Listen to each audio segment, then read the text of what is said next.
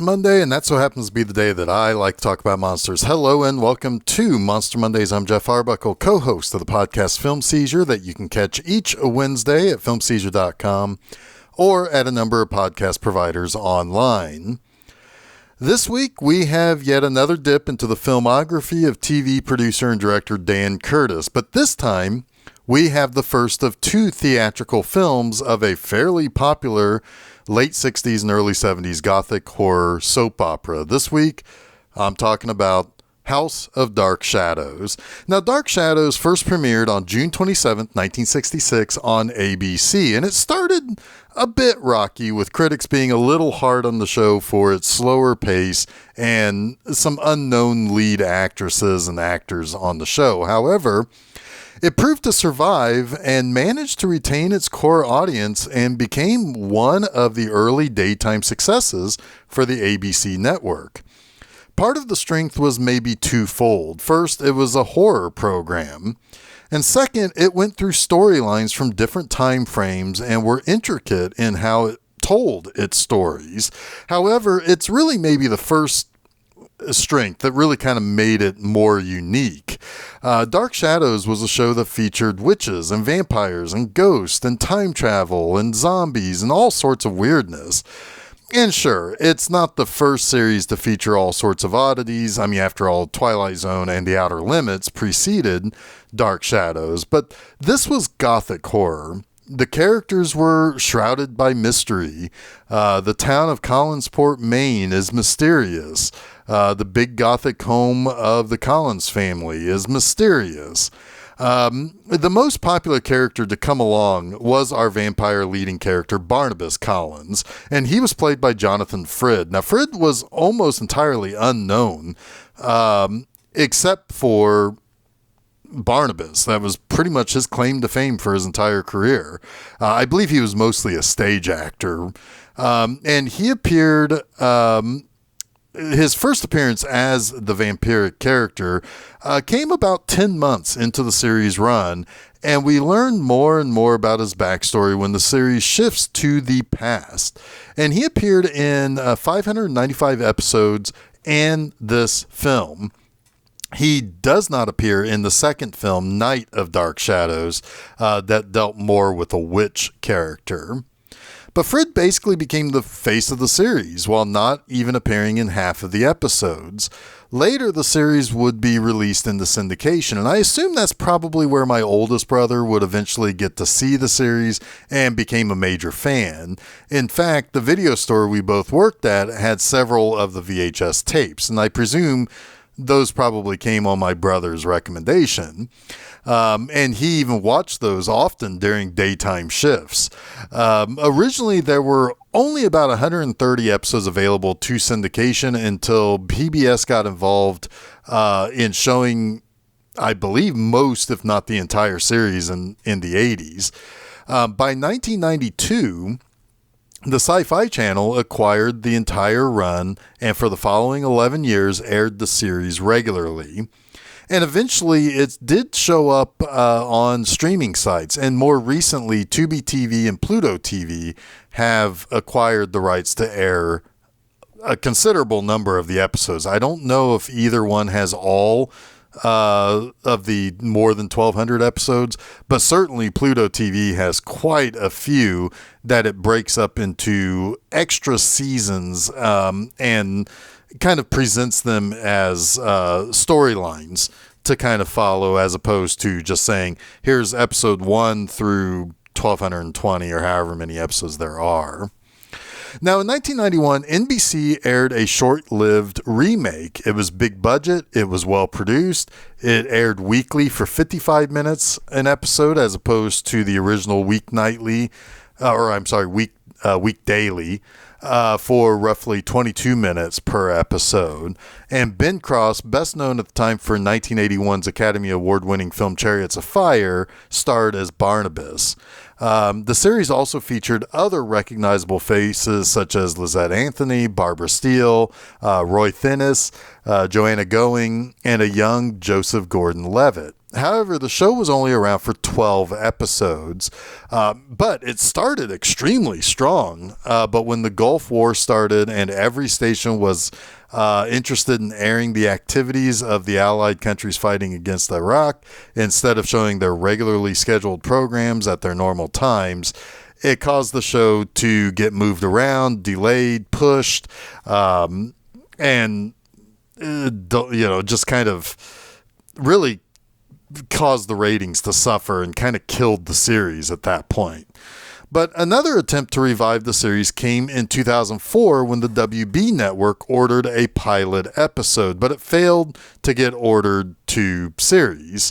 And in fact, knowing that the WB attempted to revive the show makes a whole lot of sense, because I feel like this is a series that really could get another attempt, maybe through the CW or something like that, to kind of, and as much as some of the older fans might not appreciate it, I do think that it could really appeal to a young adult crowd, to kind of go along with some of the other series that the CW's had, like Riverdale. Teenagers and people in their early 20s, particularly in college, would probably really like this show if they were to try to bring it back again. But in 2012, Tim Burton directed a big screen adaptation of the series starring Johnny Depp, Michelle Pfeiffer, Helena Bonham Carter, and Ava Green. Depp had always wanted to play Barnabas Collins, as he was a big fan of the series. And in actuality, I guess it's more accurate to say that he was obsessed with the series as a kid.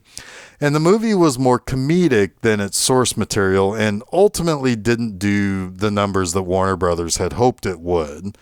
It would make well more than its budget, but failed to recoup the additional promotional budget with its final grossing. But we're not here to talk about failures. We're here to talk about the 1970 film House of Dark Shadows. This film was shot on a $750,000 budget over the course of 6 weeks, and it featured several of the actors from the show who were written out for a number of episodes so that they could work on the film before returning to the series.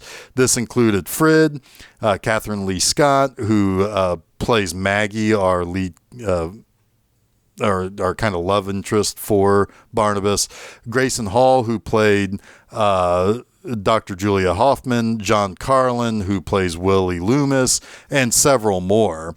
And many of the characters would be absent from the series around the same time, but not always from the same episodes. And the film was released just before Halloween 1970 and was pretty successful. And this is probably due to being released during the height of the series' success. Plus, it was unrestricted by TV censors on film, so it could be a little bit more violent and bloody. The film version is also an oddity of its kind, too. It's a retelling of elements of the currently running TV show starring all the same people. There are some elements changed and swapped out with other ideas, but from what I understand, it's an adaptation of the soap opera during its most popular era, and no wonder it turned out to be a rather successful film in the long run. Now, the movie starts rather quickly. Collins' family governess, Maggie Evans, is in the middle of looking for young David Collins, who kind of takes his hide-and-go-seek a little too seriously. And he's a little bit of it's a kind of a common thing with him to kind of run off unnoticed and, maybe play some pranks. And he's a little precocious. But she goes into a creepy old house on the family land and finds family caretaker Willie Loomis. Now, Willie is known for enjoying his spirits a little too much. And Willie apparently has something of a treasure map that he believes will lead to some sort of Collins riches that is somewhere on the property. And what he finds is the chained and locked coffin of the 175-year-old vampire Barnabas Collins, who's been sealed away for quite some time. And like an idiot, Willie opens the coffin and is immediately throttled by Barnabas. And shortly after, the vampire attacks Daphne, the secretary to the matriarch of the Collins family, Elizabeth. And she's discovered and taken back to Collinwood, the home of the Collins family, where she will be treated by Dr. Julia Hoffman. Maggie nearly comes face to face with Barnabas when she's suddenly saved by Jeff, her boyfriend and friend of the family. And meanwhile, Elizabeth is concerned that whatever or whoever attacked Daphne was also the one who startled Maggie. The next day, another woman is found having been bitten like Daphne, but this time she has died from being strangled. When Carolyn Stoddard, Elizabeth's daughter, sees Willie at the pub and wants to find out why she didn't come to pick up his pay after being fired by her uncle Roger, he seems to act kind of different and cagey. And what's more, he seems to be dining with a peculiar person who they can't see except for his hand and the opulent ring on one of his fingers. But later, Barnabas visits Collinsport to meet Elizabeth, and the family wants to know more about this relative who says he's from England. Julia is writing a whole history of the Collins family, and Barnabas offers his knowledge to help her out. And this quote-unquote first Barnabas that he's named after arrived in London in 1797, but that's about all that's known about him. Barnabas then invites suspicion and curiosity from two people. The first is Elliot Stokes. He's a friend of the Collins family who is also from London and knows everything about the city. When Barnabas seems to dodge a question about a family in the area of London that he claims to live, that Stokes knows, Elliot gets suspicious. And when Carolyn sees the ring on his finger and it matches the one on the hand of the man that was dining with Willie, that creates some curiosity with Carolyn. Willie, now basically Barnabas's familiar, tries to keep Carolyn away from the dreary old house on the Collinwood property that Barnabas wants to take over and live in. But she speaks to Barnabas about wanting to know more about him. Well, she will find out more about him because that night he sneaks into her bedroom where he hypnotizes her and feeds from her. At the party, Carolyn is cold to her boyfriend, Todd. She's also very envious of how Barnabas immediately takes to Maggie. She's hurt by Maggie saying that she's been convinced to stay on as the governess to David. Her original plans were to leave the next day. And it turns out that Maggie is the spitting image of Josette, Barnabas's old love. Now, Carolyn goes to Barnabas's home to beg him to not love Maggie and to love her instead, which is a little incestuous because technically Barnabas is Carolyn's distant cousin. But she even threatens Barnabas, saying that she'll tell Maggie everything there is to know about him. And so enraged, he attacks her and bites her again. And he commands Willie to take her out of his home as he's desecrated it with her talk of loving him. And Willie walks Carolyn almost back to the Collins home, but he has to leave her outside where she stumbles inside and dies. After the funeral, Elliot goes to Julia and asks her if she believes in the concept of vampires. And he explains that while the bite, could be that of an animal that each of these women and bodies have had, animals don't end up strangling their victims as well. And Julia doesn't exactly immediately buy into the idea, but she has found something strange in the blood samples that she's taken from Daphne. That night, David is alone and hears the voice of Carolyn, who has risen as a vampire. And David tries telling the rest of the family that he's seen her. And Elliot is the only one who wants to hear more about what the little boy has seen. Elliot tells the family that he believes the child and that Carolyn was indeed destroyed by a vampire. Julia even tells Elizabeth and Roger to listen carefully to what Elliot is saying. And Elliot wants to open Carolyn's coffin to prove that she's not inside it. And he also tries to warn Todd that Carolyn will very likely come for him since they were already in love with one another when she was alive. And sure enough, Carolyn does just that and bites Todd. When Julia cares for Todd and confirms that he doesn't claim that it was Carolyn who bit him, Elliot says that they need to put a curfew on the town immediately to prevent more attacks. Julia discovers something truly bizarre about Barnabas. He casts no reflection when she's looking into her compact's mirror. And worse, despite being forbidden to go to Collinwood, Carolyn has attacked Willie, who was watching after her, and she plans to fully turn Todd, saying that she needs him, probably likely out of the jealousy that she has towards Barnabas being obsessed with Maggie. And it's soon discovered that Carolyn is calling out to Todd, and the police find her, and they corner her with crosses, and Elliot stakes her. The truth of Carolyn's final demise and the horror of what's happened to her, Elizabeth has completely shut down and sits alone in her room quietly. Later, Julia goes to Barnabas and tells him that she can cure him, and she's found a particular cell in the blood samples that came from his body that seemingly keeps him the way that he is. She can destroy that cell and give him the life that he's always wanted to have. And he agrees to have the injections to cure him.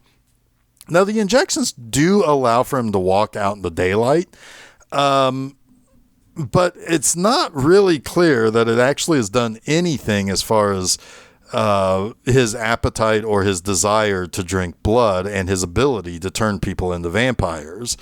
And through that, while there have been no further attacks and the curfew has been lifted, Barnabas does continue to pursue Maggie. Willie tries to warn Maggie to stay away from Collinwood before she gets hurt, but she doesn't really believe him. And for his betrayal, Barnabas ends up beating Willie something terrible. And Elliot discovers that Barnabas can walk around in the daylight, and he soon realizes that Julia helped him. And the reason why she helped him was that she fell in love with him. And Elliot reminds her that Barnabas doesn't really care for Julia. He's in love with Maggie and probably only using Julia to allow him to be around Maggie at different times of the day.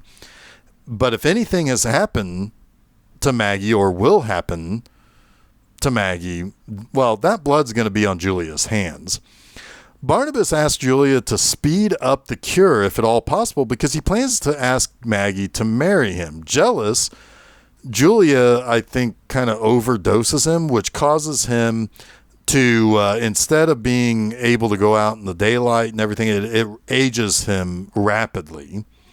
And Julia plans to leave Collinwood, but Barnabas catches her and basically strangles her to death. And unfortunately, Maggie discovers the aged Barnabas and, his killing of Julia, and him having sprouted fangs, he bites Maggie. Elliot explains to Maggie's boyfriend, Jeff, that the following evening will be the anniversary of Josette's peculiar death back in 1797, and he expects that Barnabas plans to take a bride. And sure enough, that's what he plans to do. Still aged from the earlier dosage, he strangles a policeman who is watching after Maggie and commands Maggie to give him access to her neck, where he feeds from her yet again. And this time, the feeding reverses the aging and makes him young again. Now, Jeff is called out to an island by Elliot and Roger, and when he arrives, he discovers that Elliot has been turned into a vampire.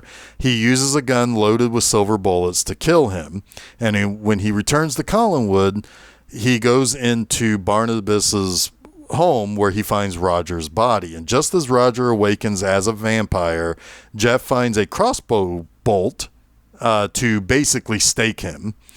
He then finds the crossbow to take with him to find Barnabas. And Jeff finds Maggie, but she's entranced and won't respond to him. Willie knocks Jeff out and takes Maggie to Barnabas wearing Josette's wedding gown. And Jeff comes to and tries to shoot Barnabas with the crossbow. However, just as he does, Willie tries to stop Barnabas from turning Maggie because Willie has also always had feelings for Maggie. And he gets in the way of the shot. Barnabas overwhelms Jeff's will and forces him to watch as he attempts to bite Maggie one last time. But Willie's last act before dying is to stab Barnabas with the crossbow bolt, which Jeff then pushes all the way through Barnabas's chest to kill him. Maggie awakens from her trance, and she and Jeff leave. And as the credits run over Barnabas's seemingly dead body, as they come to an end, he turns into a bat and flies away. So let's talk about the three things I like about 1970's House of Dark Shadows. First, this movie starts very quickly. We're introduced to most of the main characters of the Dark Shadow series within minutes of the movie starting. The information is thrown very quickly at us, but we understand it pretty well. We get that Elizabeth is the matriarch. Carolyn is her daughter. Maggie looks after the young David, who is a precocious youth. Roger is David's father and Maggie and Elizabeth's brother. Willie is kind of a lowlife and a drunk. We understand that Dr. Julia Hoffman is kind of always present in the Collins family. We know that Jeff is Maggie's boyfriend and Todd is Carolyn's boyfriend. We understand quickly who they are and how they are connected to what their eventual roles are going to be as they all basically connect to Barnabas. It's pretty good setting. It's pretty good at setting the characters quickly and well enough for us to not be confused by a larger cast as a whole in a movie and to be introduced to them so quickly. Second, this is a pretty good gothic horror drama. While still being its own thing, it's also a good retelling of sorts for the Dracula story as well. It uses a lot of the same rules as the Dracula tale, with Barnabas and Carolyn sleeping in coffins. They're only out in the nighttime. Barnabas specifically obsesses over one specific girl who happens to be a brunette. All of these things are directly borrowed from Dracula, and it still manages to have its own identity. And part of this is by making it a modern tale. Yes, this is absolutely gothic by having an estate in a forested area, that estate being built in a very old style, and the family having connections to England and all of that. But it feels appropriately timeless while still letting us see cars, modern science, modern looking people, modern characters in general. It also does a good job of wasting no time with people being disbelieving of vampires. When the cops track down Carolyn, they're equipped with crosses and have no issue with Elliot coming in along the way with a stake and mallet to do her in. There was no unnecessary extra death to prove the existence of the monster. And it still takes itself pretty seriously, too. It's a well-crafted gothic horror. In fact, it's so gothic, when Barnabas and Maggie are going to get married, quote-unquote married, there's a bunch of fog in the basement of Barnabas's house where he plans to turn her into a vampire bride. And if that doesn't scream gothic, I'm not sure what does. Third, there is something rather interesting and striking about the Barnabas character and Jonathan Frid in that role. Frid is good at playing both the menacing and the affable version of Barnabas. There is something to him that is somewhat Dracula-esque in the Bram Stoker sort of way. I'm not entirely sure that Dracula was always meant to be suave and good looking, and as you would typically see him in a lot of films and TV, or the kind of the more romantic side of the Dracula story. He's meant to be an outsider, but he has a magnetism to him. And Barnabas is portrayed that way too. He's a little bit of an outsider to the Collins family. He shows up one day, but there's something interesting about him that makes people kind of like him right away. And I don't think that Frid is necessarily an unattractive person. However, he is presented as Barnabas as not your typical attractive person. And he's not the classic alluring male vampire, but he has charm about him, and he's good at charming his way into the Collins family. And then when he gets angry or becomes the vampire, he's vicious and powerful. and it's a good character and a great performance. And I believe that Barnabas Collins deserves to be just as well known as a vampire character as Count Dracula is, or that Lestat is from the Anne Rice books. That wraps up this week's Monster Mondays. You can catch new episodes of Monster Mondays each Monday at filmseizure.com. Don't forget to follow Film Seizure at Facebook, Threads, Instagram, and Blue Sky, and subscribe to Film Seizure to get both the Film Seizure podcast and Monster Mondays at your favorite podcast providers, as well as YouTube. And you can also check out my website, bmovieenema.com, to read new review articles every Friday morning. Next time, Monster Monday sneaks around a horror whodunit with 1946's The Cat Creeps. So until next week, stay spooky.